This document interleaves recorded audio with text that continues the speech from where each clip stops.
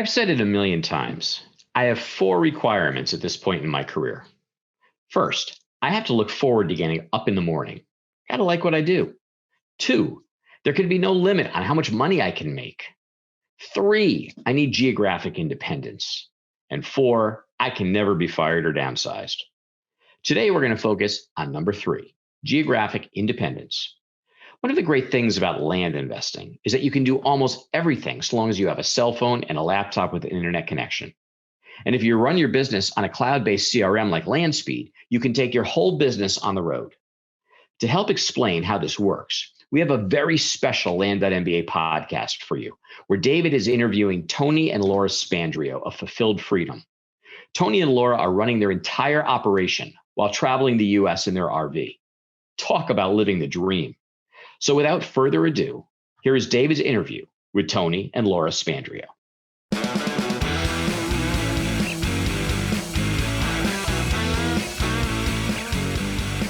Welcome to the Land.MBA podcast, where we go deep into the business of land investing.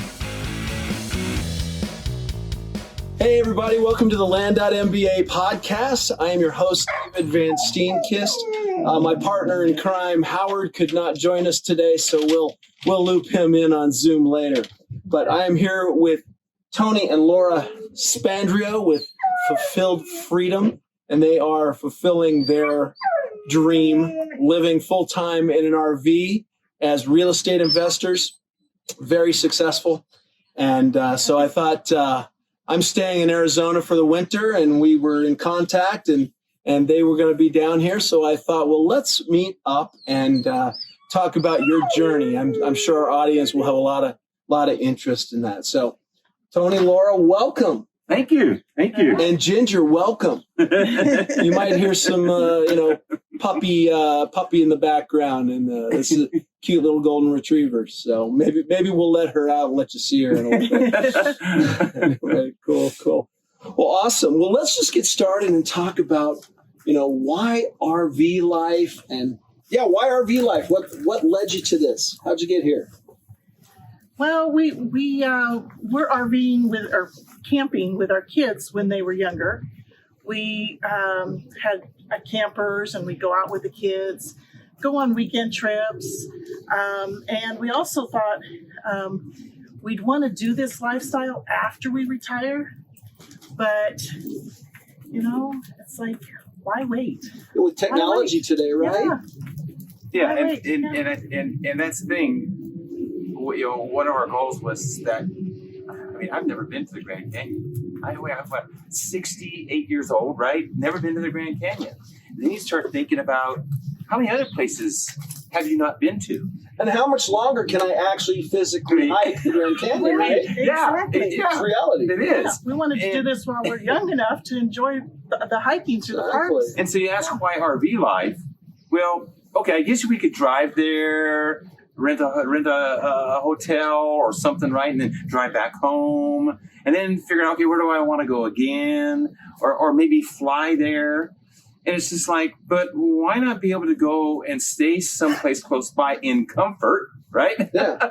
And go out and enjoy the scenery. And not have to pack every time. And not have to pack. And then, it's like a cruise. Well, gosh, kind of like when we went to Yellowstone, it was just like, well, we could go to the Grand Tetons, and then we could go over to the Yellowstones.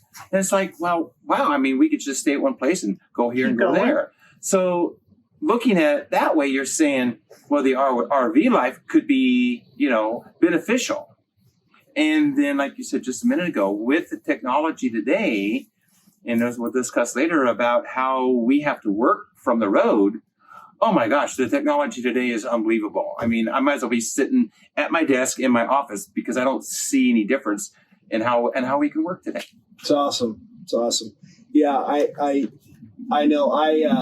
Last summer I spent about 6 or 8 weeks. I was semi on the road. I was staying with family up in Idaho, just enjoying the summer. But I was taking day trips all over the place.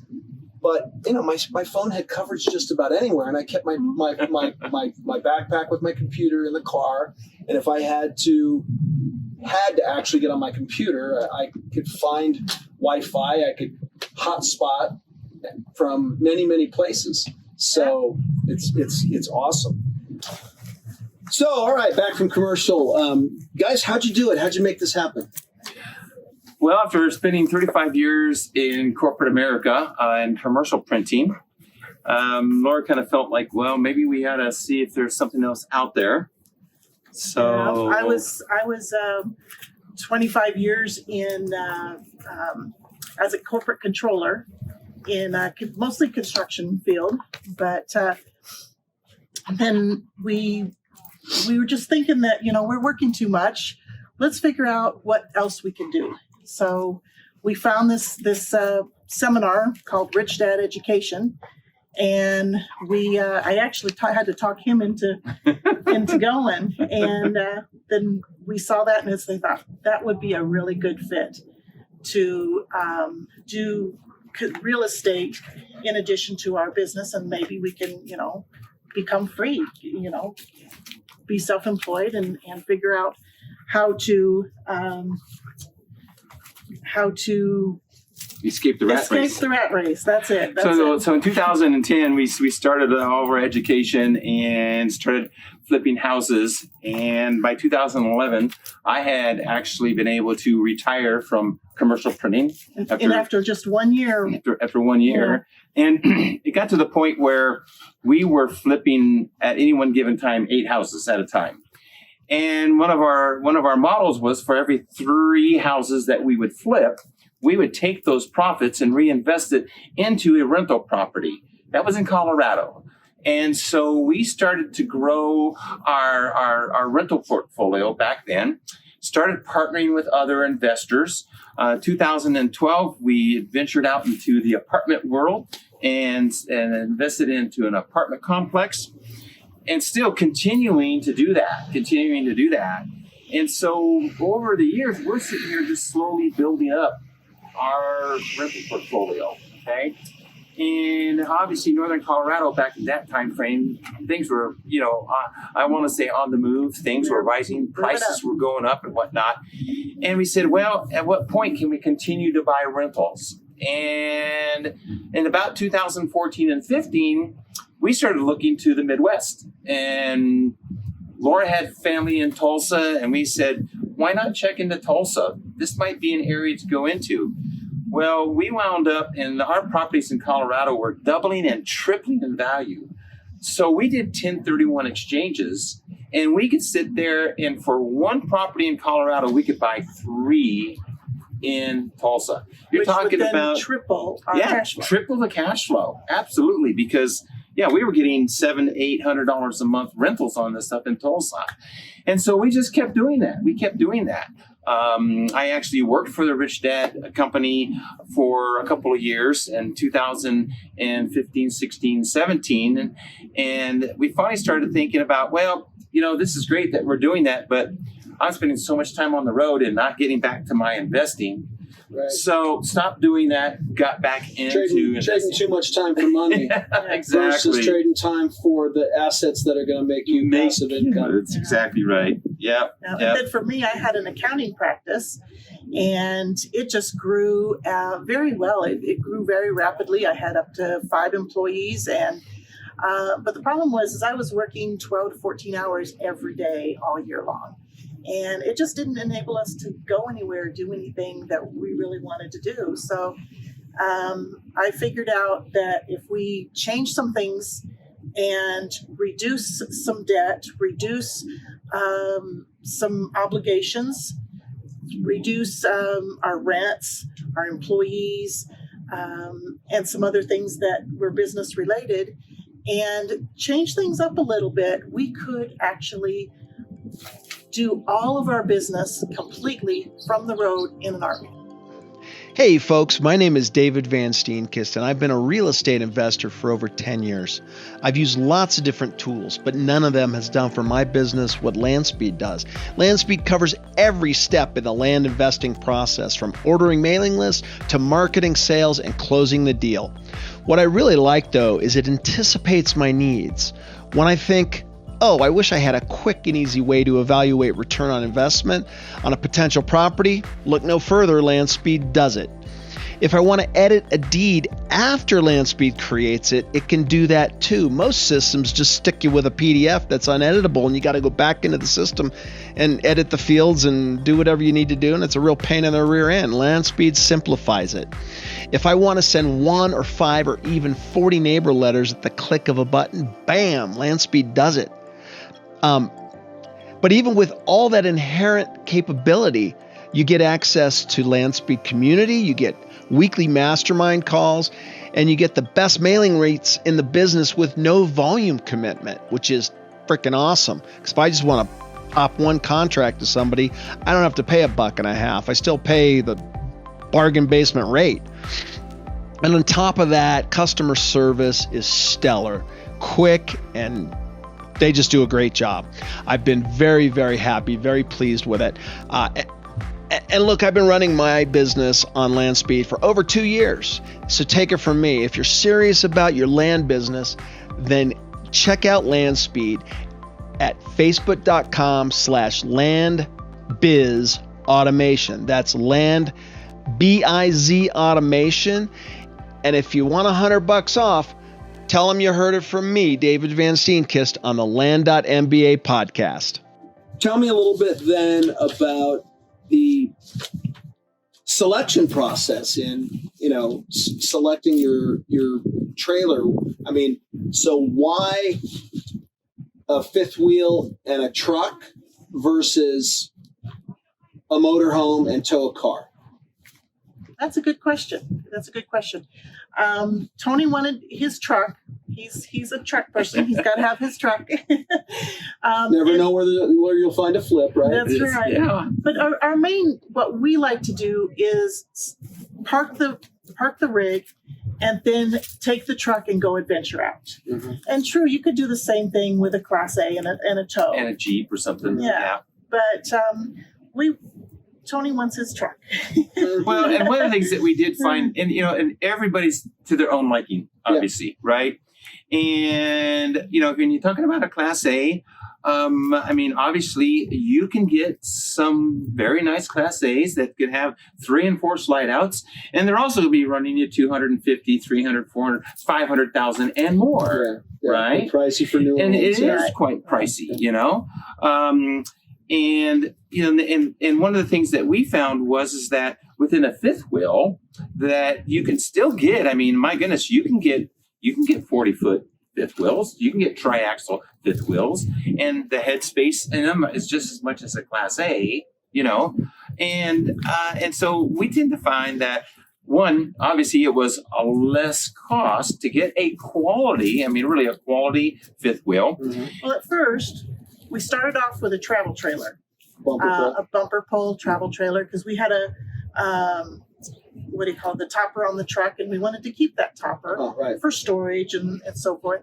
And we really thought that the travel trailer would work for us. And it did for weekends, and we had took it out for a couple, longer trips. But after we were on the road full time for just a couple weeks, we said, no, this isn't going to work. So we started a list of all these things that we wanted in our next trailer or fifth wheel or whatever we were going to look into. And so after this big, long list, then we saw advertisements of, trailers for sale. And it's like, okay, let's go look. And then that look ended up, trading in that travel trailer for fifth wheel that met all of our criteria. Right. Yeah. And then the other thing you have to be conscious of is that if you are traveling around, there are sometimes restrictions in some parks that you go to that they don't allow maybe 40 feet or 37 feet or 35 feet. So that's another thing to consider, between a fifth wheel and even a Class A is the length. Right. Yeah. In fact, when we had the travel trailer, I had already made reservations for our Yellowstone trip, but I needed to cancel it because now our fifth wheel is 36 foot, where it wouldn't fit in their campgrounds anymore. Right, the whole campgrounds, or did you just need to get a different spot to allow? The whole campground, because it was the 30 foot was the biggest camp spot that they had in Yellowstone. Yeah. So that is something to keep in mind, folks. If you're, looking into this, is figure out what, some of those maximum lengths are. I know my brother, I was talking to him, he used to own an RV park there in Idaho Falls.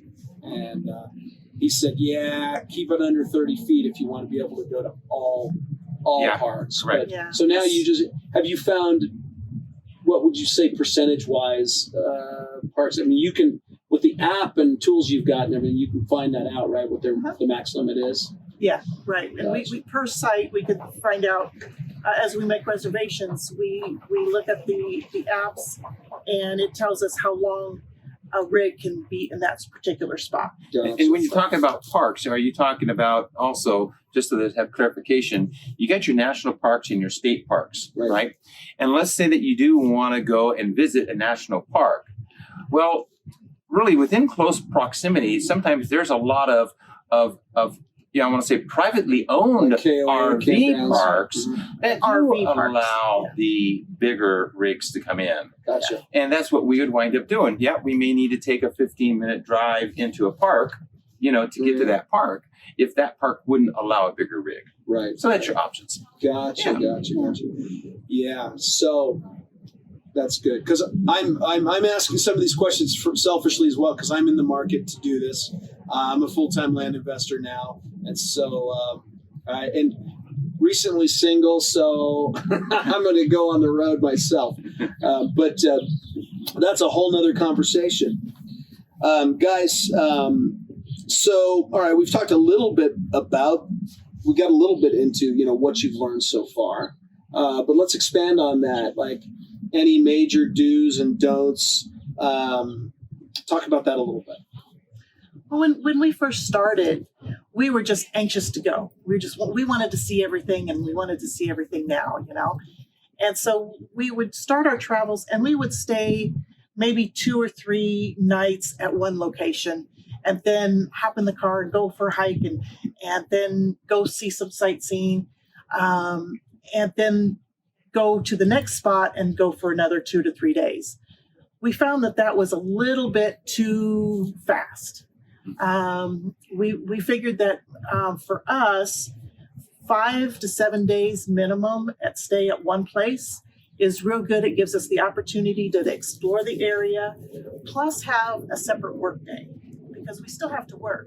So we have time for play days and we have time for work days. And so it just worked that if we stay at a place 5 to 7 days at least, depending on the area, what's around, what's available to go see and do, that works better for us. That's really great. I just want to call out a point on that. You see that, folks? You don't have to have enough passive income to go on the road. You just have to be able to work remotely. I mean, they do have their passive income comfortably, but they still work. I'm kind of in the same boat where it's okay, but I still need to work. Yeah. But with technology and the comfort of these things, and we'll give you a little show of their workstation inside at some point. But if that's okay. Yeah, no. And I want to say is that as you brought it up, a lot of people do work from the road. Yeah. And it's surprising that, in what we see, there's a gentleman, a couple campers over. I mean, he's 8 hours a day, 5 days a week. He does testing of computer equipment. Got it? Testing of computer equipment. From his RV. Internet connection, right? Right, And so I would say that in the beginning, we tried to do as much research as we could to understand how to deal with internet connectivity and whatnot. And again, it takes time and a lot of research and asking a lot of questions from people, and having redundancy, because if you're reliant on internet or phone connection, there's so many apps out there that can tell you, are you going to be in an area where there is a signal? So planning that's a good ahead of time that says we're going here, is there going to be reception? And again, the apps that are available, you can do that. And the connectivity is available. You can stream videos. We sit here and where we're at right now, and we'll do Zoom meetings. Yeah. Not a problem. You just have to be prepared. Absolutely. That's awesome. And I know we'll give you this in the show notes and everything. But the sign behind us, Fulfilled Freedom. Tony and Laura have their own YouTube show, and I know they did a show specifically for the internet connection and Wi-Fi and all that. So check that out. All right. Anything else with regards to, hookups versus off-grid and things like that?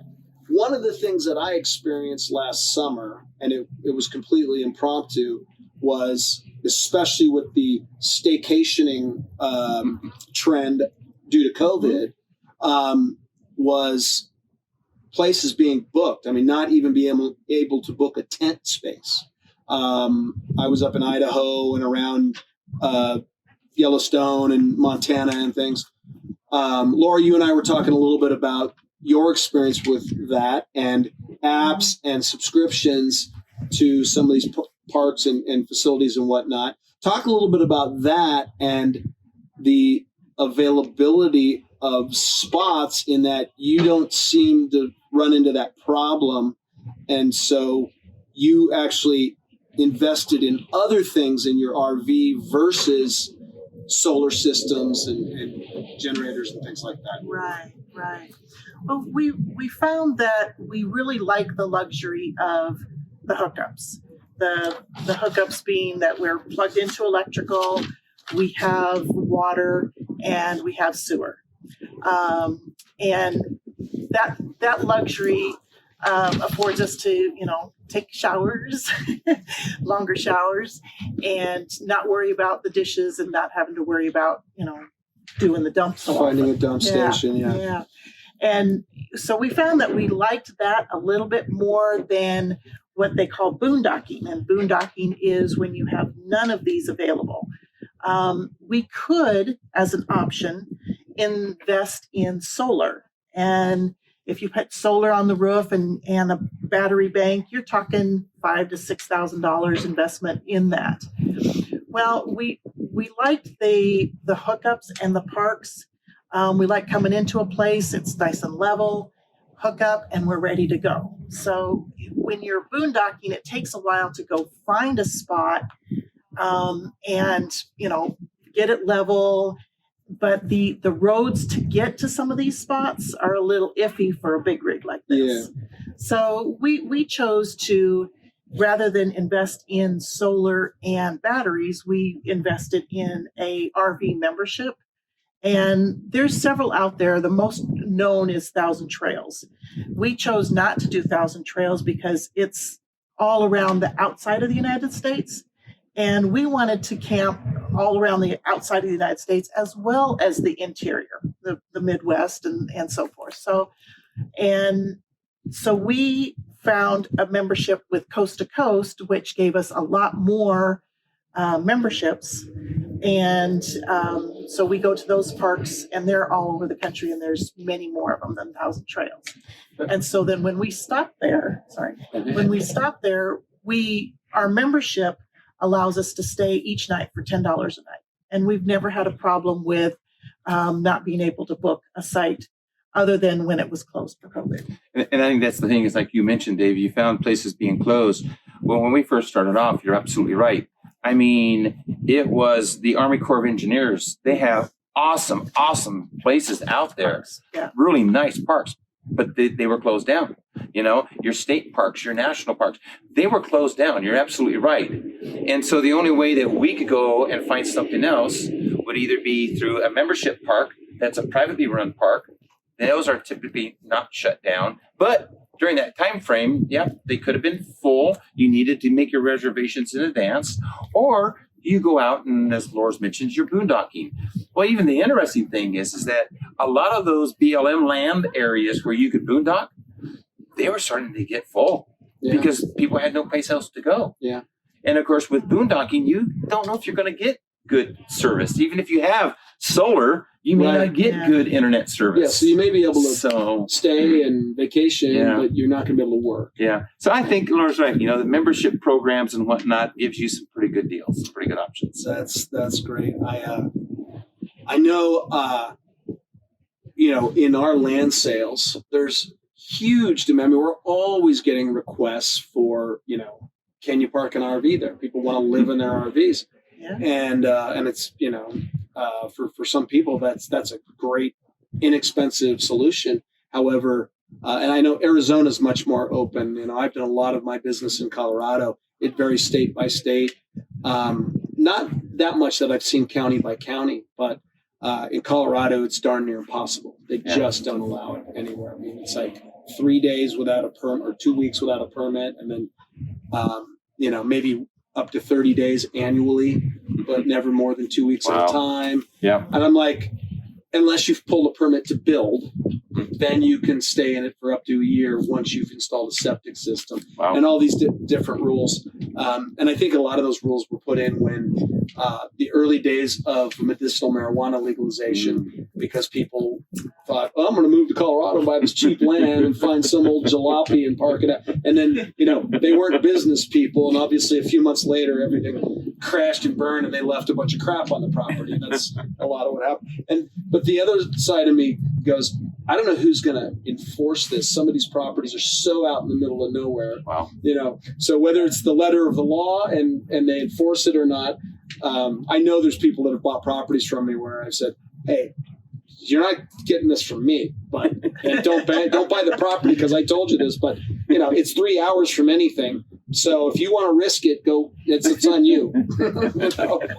Is it just me, or is it getting harder and harder to count on a job for our financial security? Who would have ever believed that we would go from the lowest unemployment in 50 years to 40 million people unemployed?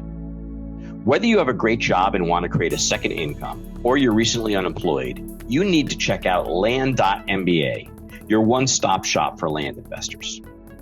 Investing in vacant land is a proven business model that can help you build a reliable and scalable second income. Imagine a business where you love what you do. There's no limit on how much money you can make.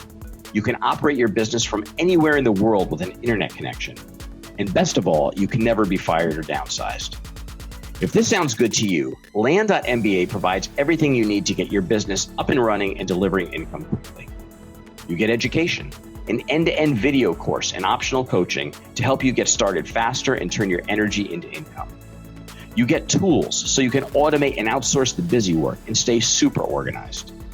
You get access to a thriving community of like-minded investors, which is a powerful way to share best practices and develop potential partnerships for growing your business. And finally, you get access to deal financing, so you never have to pass on a great investment opportunity due to limited funds. Our team has over a decade of real estate investing experience and has the knowledge and experience you need to help navigate any investing scenario. And with Land.MBA, we hold nothing back. Because there are no upsells, you get access to all of our combined knowledge right out of the gate. So don't wait to provide your family with financial freedom. Sign up today for Land.MBA's Soup to Nuts Land Investing video course. Just go to courses.land.mba and use coupon code FREEDOM to get 25% off. That's courses.land.mba and coupon code FREEDOM. And let us help you say goodbye to your job and hello to financial freedom. We've already kind of talk a little bit about, your workspace and what you do on what's your day-to-day look like as far as your work and what you block out for play. Yeah, well, sometimes we, depending on the area, we do a half and half. So in the morning, we might take a hike, and then in the afternoon, we come back and we do our work or whatever project we have going. Sometimes we take a whole day because the park is further away and it's going to take longer, and we spend the whole day in the park or the whole day at the event. And then the next day we spend the whole day working. So it just kind of depends on that. There was one time where you were working on an apartment deal and we were on a hiking trail, and we're actually on the phone on a hiking trail negotiating a deal. Yeah. And then that one time in Yellowstone, I thought that. Yeah, so we were up in Yellowstone, and there is no coverage in Yellowstone, right, except in the one area of the park where there's the store and a few amenities that you can buy. That's the only area. And that time we were about an hour away. an hour drive to get into the park. Well, we knew that we had some stuff coming up that day where I was going to need to be on a call. I was going to need to be receiving documents. I had to sign documents, scan them, and get them back. So we had actually purchased a little battery pack, and it's actually a pretty powerful 12-volt battery pack that can convert to 110. So knowing that we're going to have this happen, we loaded up the printer and scanner and that little battery power pack and phones and everything that we needed in the truck. Well, we went ahead and did our thing, and we were in the Yellowstone, and we're seeing all the sights and the geysers and everything, right? And then I stopped in, took a half an hour, stopped at this one marketplace. We hooked everything up and got my documents, scanned them, signed them, turned right around, faxed them back out, sent them right back out with PDFs and everything right from my truck. So it's possible. It really is possible to be totally out there remote. I'm actually surprised that they didn't just send them DocuSign so you could just pull up your phone and not even have to bother with all of that. That's But for the most part, we work from the camper and in and out, just kind of when we need to. So that's great. We converted, we'll see it when we go in, we converted the dinette into a really nice workstation that we'll show you here. All right. Yeah, I can't wait to see that. And so before we get to that, let's talk a little bit about, for those of you who this has piqued your interest, or you've already been thinking about it, or maybe you've dabbled in it. Maybe you've got a small trailer or a camper and you've been out and thought, gosh darn, especially for you land investors where, we do everything virtually. And I know for myself, I've done a couple of hundred properties and I've never set foot on one of them because I needed to. I did go out and visit a cluster of lots we had because I was thinking about keeping one for myself. But so with everything virtual, it's, and not even with real estate investors, so many people, insurance agents, travel agents, anybody, IT people that are working remotely. The sky's the limit kind of with this lifestyle. So let's talk a little bit about budget, as far as I'll let people do their own research as far as, because there's a lot of different needs. I mean, if you've got to travel with kids, well, then you probably need a big fifth wheel. If you're a couple, you might need a big fifth wheel. Depends on what your space constraints are. Some of you youngins think you're okay with these little Sprinter vans. I'd like to see you after a few months in one of those things. I'm sorry. Now I'm going out on the road single. I may not get this big of a rig. Maybe I'll stick to 30 feet. And then if any of you ladies out there who want to join me, then maybe we'll have to upgrade. But so on a day-to-day budget, like for if let's just talk about what you guys are doing so we have a benchmark. You're basically doing this full time. You're spending a handful of days to a week in a place and then moving on to another place. So you've got fuel for the truck. Right. Propane for the RV. Propane for the RV, because that's not going to be, some things got to run on propane while you're traveling, like the fridge to keep it cold and all that stuff, because you're not going to be plugged in. Tell us about all that. Just like high level budget for people. Well, the biggest expense of everything is the gas in the truck. So the more you're traveling from spot to spot to spot, you do have fuel costs. Right. And then the place where you're staying at. Now, where you're staying at you can stay a couple nights at, it can range anywhere from, we pay $10 a night because we're in this membership, but it could range to, $150 a night. So it depends on where you're at. So you want to do your research and figure out, what kind of parks do you like, or do you want to go to a boondocking spot and pay nothing? Right. So now, just real quick, what is a subscription like that membership that you're part of? The subscription that we bought into was $4,000. Okay, and it's lifetime. And it's lifetime, and there's 281 RV parks all across the United States, And so we just find where we're going, find the closest park to where our destination is, and stay there. And it's always $10. And it's always, well, there's a few times where it's a really nicer park, and so they charge an extra $2 resort fee or So like that. it's always less than 15, let's say. Yeah, it always so is. that's pretty palatable if you make that upfront $4,000 investment. So for those who maybe are in their first, they want to try it out for a summer, maybe they wait on that and pay a little higher price for where they're going to stay. And that daily rate does include the electricity you're using, the water that you're using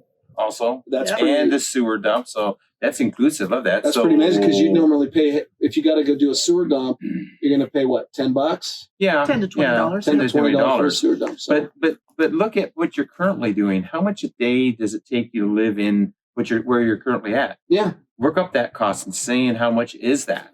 You know, I mean, I'm looking at your mortgage. When I go back to Colorado, I got to rent an apartment. That's $1,500 just for myself, not including utilities. Yeah, right. It's just rent. Yeah, and there's a lot of RV parks that do allow month-to-month stay.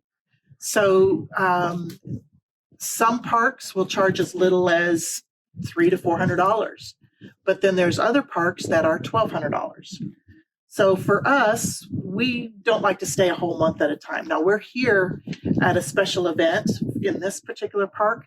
We'll be here for 2 months. I'm not sure if we're going to survive 2 whole months in one place, but we're going to give it a try. But there's a lot of different activities, a lot of social activities with the same people that are here in this special event called Escapees.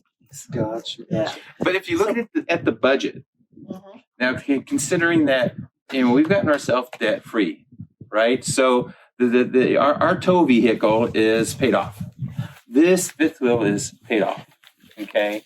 But if we take everything else into consideration that we have, what would you say, monthly, what would you say is a good budget that, in that scenario for 2 people with a dog, with all your fuel and everything. Yeah. Minus if somebody were going to finance the vehicles. Right. And minus any large repairs come up, because you have to have savings for any big repairs that may come up. Be prepared for that. But for us right now, we're spending maybe $3,000 at the most each month for living expenses. With groceries and things that we buy for the dog that we're gonna and that includes the entertainment. I mean, going out paying to get into parks and right. that stuff. So your total living budget. It's not RVing over and above. It's your total living budget without having to have a mortgage on the house. It's basically everything all in. Yeah. Just because it just our living expenses of our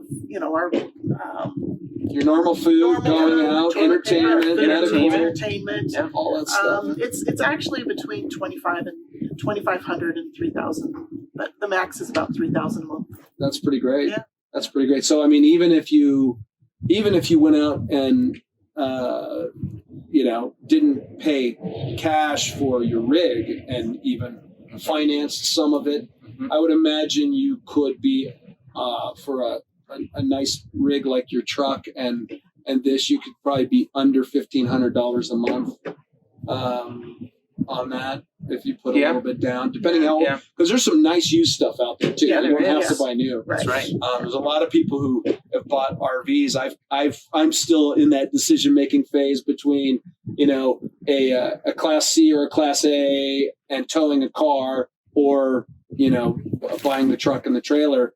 And there's some stuff out there. I've seen some nice pusher RVs out there. They're 20 years old, but they only have like 30,000 miles on it, and they've got a diesel. And they were probably $250,000 when they were new, and you can pick them up for $25,000. But then, like you said, now you're towing a car, and that you're paying for maintenance on 2 vehicles. And insurance. That's trade-off. So, because I would imagine the insurance on this is a lot less than on a motorhome. Yes. Yeah. So, a lot of things you got to consider. In fact, actually, there's an RV show at Cardinal Stadium starting Yes, today. we saw that. I'm going to hit that on the way home. Oh, nice. Good. I'm going to drive right by it. So, very good. Very good. What we've heard is that it's best not to buy new, because when you buy a unit new, there's always the transition period of getting everything to work. So if you buy used, first you're not going to, you're going to pay less for it than the brand new one, and the depreciation, because these depreciate so fast. Yeah. But nowadays, the RV resells just as much, or not as much as a new one, but it doesn't depreciate as fast because the demand right now is so high for RVs. Yeah. I have a buddy who bought a truck and a trailer last, when right kind of in the early stages of COVID, and he spent the summer staycationing, and he actually sold some life plans changed. So in September he sold everything, but he actually made money. He actually sold his truck for $4,000 more than he paid, and he sold his trailer for a couple grand. That's more amazing. Than he paid. Wow. When we changed from the travel trailer to the fifth wheel, we had that topper on the truck that we sold, and then that sale of that topper enabled us to buy the The hitch. the hitch for the fifth wheel. Right. So it all works out. Right. Yep. Very good. Anything else that you guys want to tell our audience about before we sign off? I think we've covered things in really good detail for anybody who's looking at living and working on the road. Any final thoughts? Life is really short. And I can tell you that I've been to so many national parks that I'd never been. And here I am, 68 years old. And just like we were just talking about, hey, let's go for a hike down the Grand Canyon, and you're not going to ever see that. To be able to go to as many places as we have that so many people will never go and never see. And just to be there and experience that, and experience just the awesomeness of the world that we have here. And there's so many different things to see and to do. And we've learned so many things for example, when we went to Petrified Forest, how did the trees die so many years ago and make these, petrified wood, just different It would amaze me that says that where we're at right here doing this recording was at the equator. It was literally at the equator, 250 million years ago. Right. Just little things like that that we've learned. It is. Yeah. I mean, I don't want to be a history buff or anything, but at the same time, it's fascinating to think about that stuff, And so I just encourage you that, for you that are listening to this, is that think of the people that have passed away that never had this opportunity. You got to grasp it right away. Do it now. And it's all doable because we're fortunate that the technology that's out there today allows us to do this. In fact, with the pandemic that's happened, how many people are having to work from home? Yeah. Home. Get it? Home. Yeah, home. Not home as a sticks and bricks. If you're stuck in freaking Chicago or Minnesota or places where it's really cold and you've been told you have to work remotely, the hell are you doing in those hellholes? You've got a Ram 2500, so that's a 3/4 ton. I noticed you've got the 6.4 liter Hemi. And so tell me a little bit about your selection process, because I've also been looking at trucks and I've been focusing on diesels. Right. But so I'll let you talk about it. Yeah. Here's something that's very, very specific, because we did do a lot of research, and it's towing capacity. So before you do anything, and I'm not saying whether it's a Ram, it's a Ford, GMC, Denali, Right. I don't care what it is. You need to go out and look up the towing specifications. This is huge, guys, because if you put something behind you that is over those towing specs, one, if you go through a scale and you're overweight as your combined total, you're going to get fined. Yeah, payload plus. Right. Imagine that you can't stop and you're in an accident. The insurance companies will not cover you. Yeah. So here's what you need to do. If your tow vehicle is that important to you and you want to select the right tow vehicle, then I'm going to say get the specifications and make certain that what you're putting behind that is not going to exceed the combined gross vehicle weight. Extremely important. Okay. We did get a gas engine in this Ram. And now after doing a lot of research, I can say is that if I had my preference today, I would have gone with a diesel. There's just a lot more towing capacity with a diesel, not only that your total weight capacity, but the whole diesel engine itself, I mean, it's just made for towing. Now, have we been able to get by and get around with this? Sure. I may have to go up the grades a little slower than a diesel. You know, my son just bought a 2020 Ram dually diesel, you know, and he's got a triaxle toy hauler, zooms right past me, right? And it does make a difference. But there's a cost factor difference there's too. A cost factor. Yeah. And the maintenance factor on your diesel engines are a lot more than gas. Is too. It is. And one thing to think about is that, okay, it's 2 years down the road and you decide you don't like to do this. The diesels are made for towing, not just for putting around town. Yeah. And so it's going to cost you more in the long run to upkeep, a diesel. I would highly be recommending also, is looking at a 1 ton versus a 3/4 ton. Again, depending upon that your would be weight. the 3,500, 350. So as an example, this fifth wheel weighs 11,000 pounds empty. Okay, and typically after you have your payload in it, it's right about 12,000, a little over 12,000 pounds. My capacity with my truck is 14,000 pounds. Okay, so I've got 1 ton of Wiggle room in there. Not a lot. And not a lot, right? Yeah. The diesel's going to give you a lot more room on that. Yeah. It is. And then I think the last thing that we've just learned, really since we've been here, is that most of your fifth wheels come with disc brakes. Most of your 4-wheel trailers, discs come with, drum brakes. Drum brakes, I'm sorry. And we found that we just couldn't seem to stop as well as I would like to stop. So we went out and I spent $2,000, and literally I have put disc brakes now on the trailer. And again, just from a safety standpoint, something to consider. So the trailer brakes themselves. Yes. Upgrading to discs. Upgrading to hydraulic disc. Nice. Okay. So, very good. all right. All righty. Thanks, Ginger. Our hostess is going to take us inside. Come on in. All righty. Don't mind the jiggling of the camera. Go ahead and walk right. that way, and we've got We got comfort here. we got our full kitchen. Full kitchen.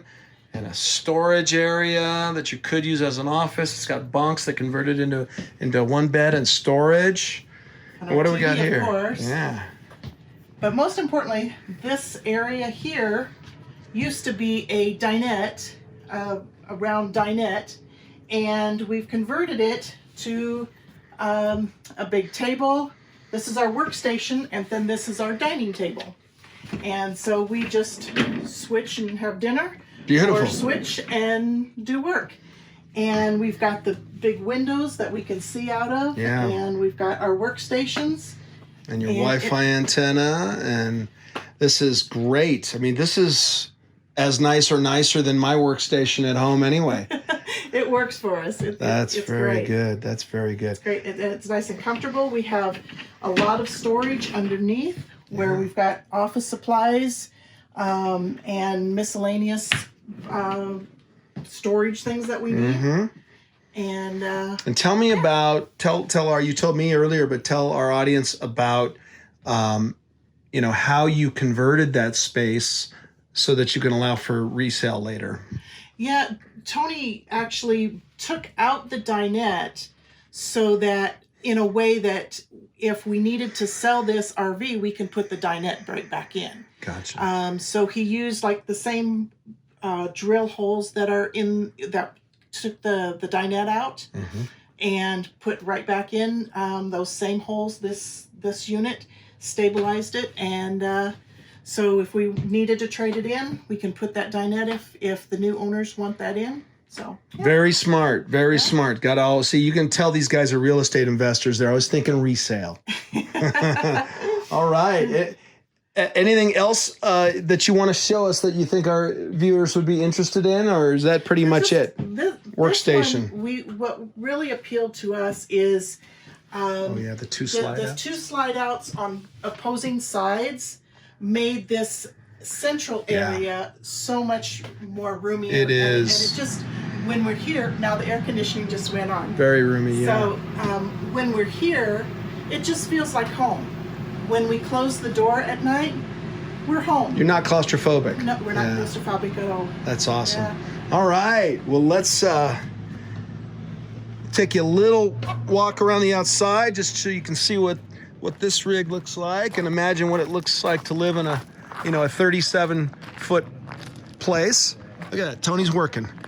But 37 feet with the truck and everything. That probably adds another 8-9 feet by the time this pushes up into the bed. But here you go. Imagine this is your home. So, with that said, I'm going to bid you all adieu. Have a great week, and I hope you enjoyed the podcast. Take care. We hope you enjoyed this episode, had a bit of fun, and walked away with some actionable insights that you can apply to your business. Dave and I have got some great content and interviews planned, so don't forget to rate and review, and of course subscribe to this podcast on iTunes, Google Play, Stitcher, or wherever you get your podcasts. If we mention any interesting links or tools, you'll find them in the show notes. To learn more about Land.MBA, visit our website at, wait for it, Land.MBA. See you next time on the Land.MBA podcast.